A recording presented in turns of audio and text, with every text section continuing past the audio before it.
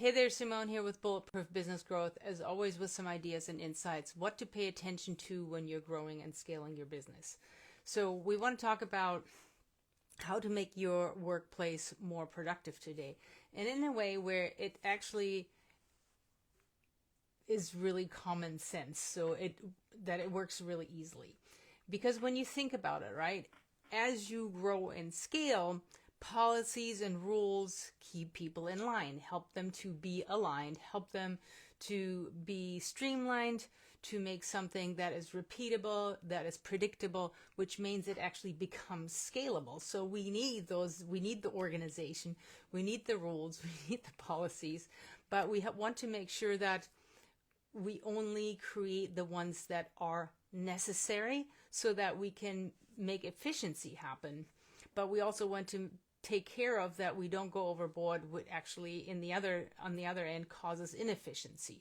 So we have to really look at what rules, regulations, policies, all that kind of stuff do we have in place right now that's actually effective versus it gets in the way, because we want to make sure that we can move forward with speed, and that all these policies, all these organizational pieces that we're creating move us forward and not start moving us backwards. So all of that, of course, starts with having values, standards, policies, and rules. And it starts with you having to actually look at these, evaluate them, and make sure that you have them in place at the right level. So first of all, when you talk about values determine your team, your company fit.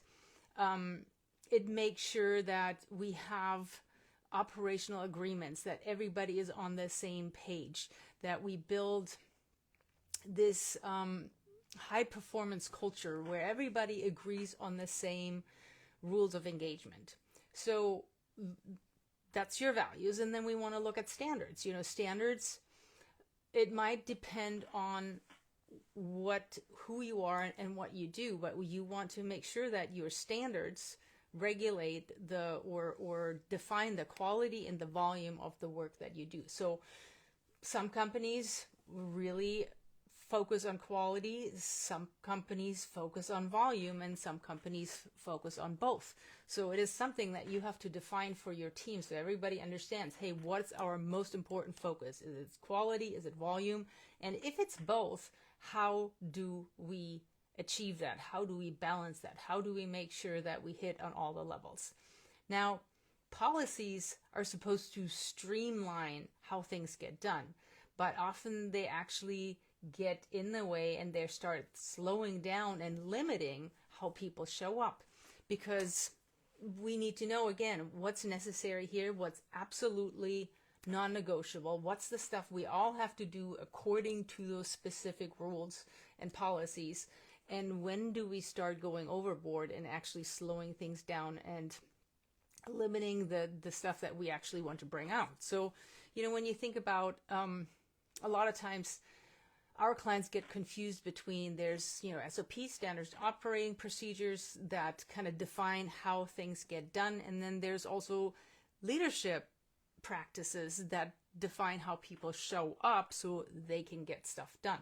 So SOPs are really important because this is the documented way of doing things that are most important in the company.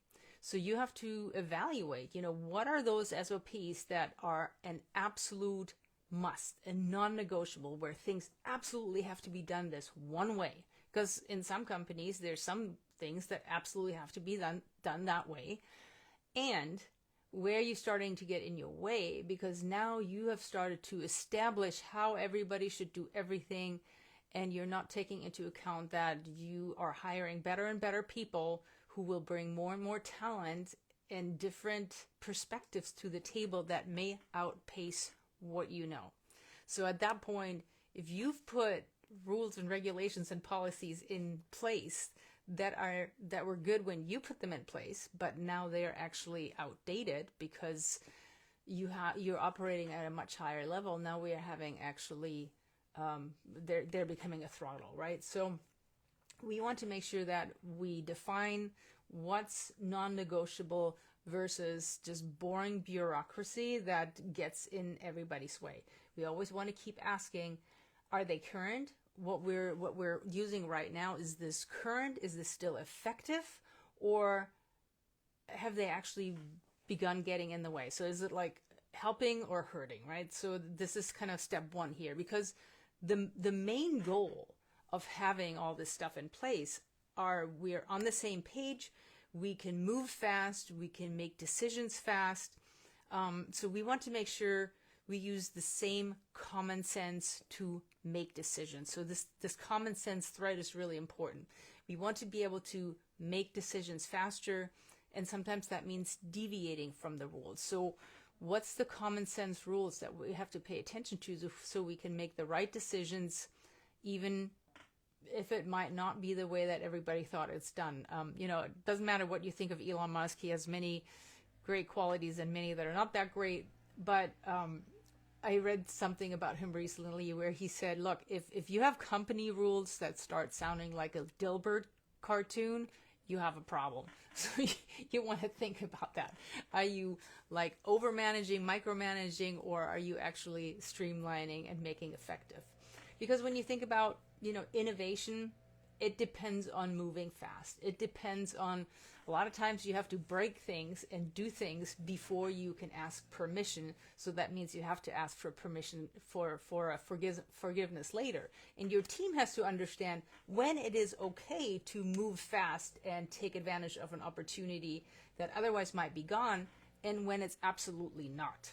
So you have to have clear guidelines in place so they understand, hey, when can I actually move around the rules because I'm making something important happen, and when is that going to break something that we absolutely don't want to break? So, and that gets us back to outdated rules, because like I said before, they limit creativity, they limit productivity. So the system that you have can't be rigid. It has to be agile, and it has to be reviewed frequently. Because think back about, if you've been a follower for a while, you've heard me talk about generations have really changed. Employee expectations have really changed. And that means your employees want a lot more roles in decision making. They want to know that they can put their thumbprint on a project. They want to make sure that they can actually move, that they can be innovative, that they can make decisions on their own, that they have authority to do that. Because at this point, like a strict hierarchy and bureaucracy, they have really become fossils. What's the new normal is freedom, collaboration, and transparency on all levels. And that's really how you get a fast organization, a fast-moving organization in place. So when you think about what's going on in your company, right? Do you have, like, there's some dead giveaways for when things aren't working? Like, do you have a lot of turnover? Do you have a lot of disengaged staff? Do you feel like you have to solve all problems? Do you feel like nobody can think except for when you make the decision for them, right? When any of this stuff comes up, you know that you need to change the way your employees are operating, the way they're engaging, and also the way that they understand to make decisions. So what we really need to do is we need to change and reset the culture into a culture that goes from kind of a top-down, micromanagey sort of atmosphere into a place that really is based on freedom, on transparency, on that entrepreneurial spirit that really helps people own their projects. So when you think about your best people, when they really start engaging at the highest level, they act like business owners. They act like entrepreneurs, and that's what you want from everybody. So that's the culture you want to establish, because that means people are actually using their brains.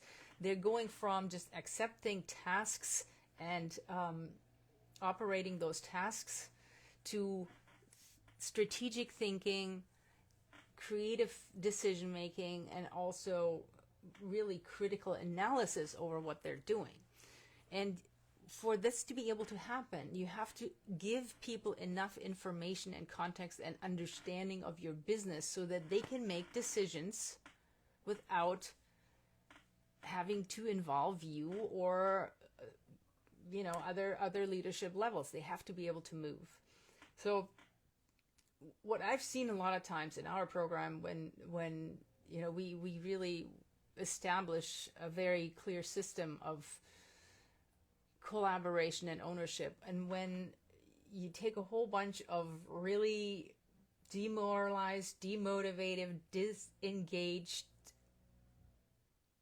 employees and you plug them into the system, and like a lot of times I hear this, oh my God, I know that our employees are shopping for another job. I know that they're not going to be here for the long term if I don't change this. But once we change this, once we give them this level of ownership and understanding, suddenly they become your most proactive contributors ever. I mean, it is amazing what can happen when you give people the right structure to truly rise to their highest potential and operate at the highest level that they possibly can. It makes people happy. It makes them productive.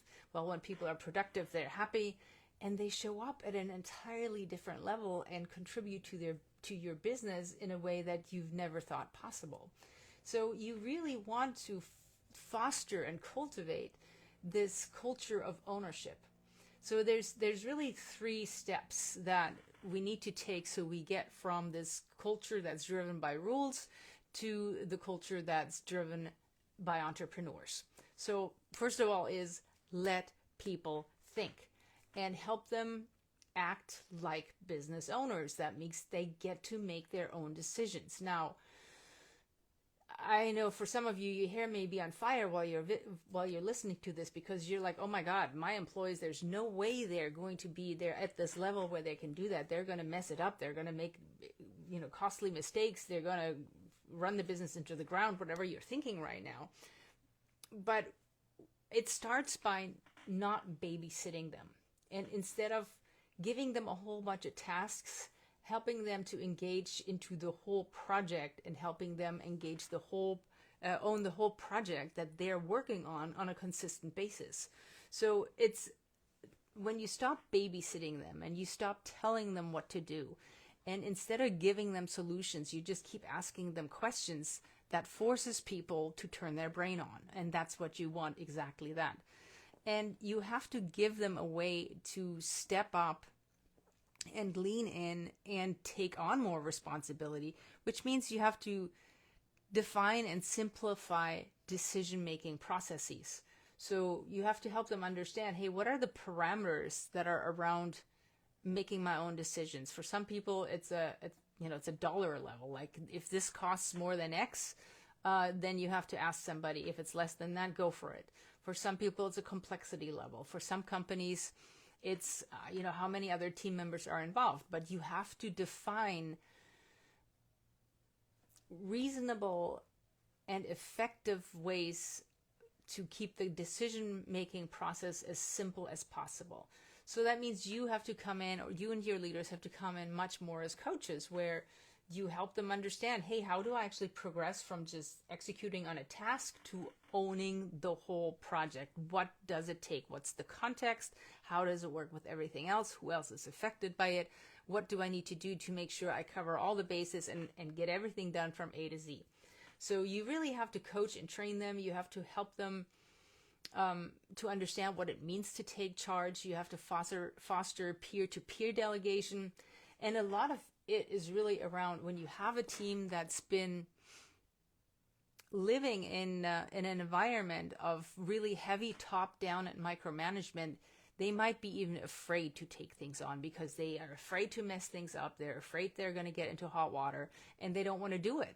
So when you have great people who've been stifled like that, you're going to have to spend some time helping them actually transform and step into this new reality where they are able to make decisions on their own. So the second thing you want to do is put everybody on a rule diet. And that means you going back through your rules and policies and really evaluating, what is helpful, what hurts us, what's speeding us up, what's slowing us down, what's making us more efficient and what's actually starting to make us inefficient. So especially when you have a company of multiple levels and there's many levels of approval that people have to go through, well, that certainly limits not just creativity and innovation, but it also limits the amount of energy that people want to put into this, because this is so much red tape to cross. Why even do it?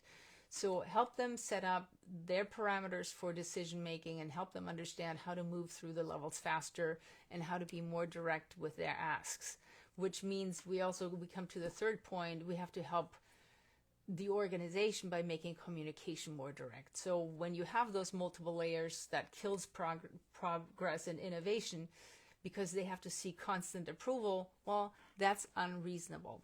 Now, when you first start working with people on that and they're not used to this, well, you want to start slow. Of course, you don't want to throw the baby out with the bathwater. So you might have to move slowly and help them understand, all right, how do you establish trust with each other so that you can give them more line? So at first you go slowly. Once they prove themselves and when you can see that they can actually own this project, then you give them the authority to make their decisions on their own. So it's something that takes a little time to set up, and it's going to take some time, some of your time, some of your leadership's time, to actually coach and train and help people understand the process. But that also means that we can have information that flows clearly up and down the organization, so everybody can ask everybody without having to, respect ranks and authority and chain of commands. I mean, we want to make sure that information passes through the shortest path. So that's really, when we're honest, that's what increases productivity more than anything. This is what makes everybody more effective. And that's how we grow true entrepreneurs in our businesses, which means now we have leaders at every level who can execute without you at the highest level in ownership, which means now suddenly you're not really that needed anymore, which is a great place to be. So I hope this helps. If you have any questions or comments, please let us know. We have a brand new training out there that covers all this in detail. Go to bulletproofbusinessgrowth.com/jump, bulletproofbusinessgrowth.com/jump, and check out the free training. I will see you next time.